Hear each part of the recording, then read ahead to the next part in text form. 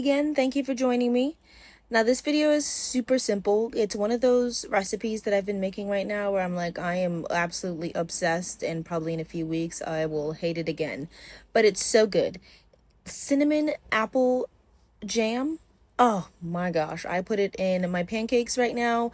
I put it on toast, bagels. Sometimes I eat a little bit by itself, but that's just me. Totally up to you. And this recipe is super simple. I think I had 2 or 3 apples. Totally up to you on how much you wanted to make. But I just wanted to make a simple serving.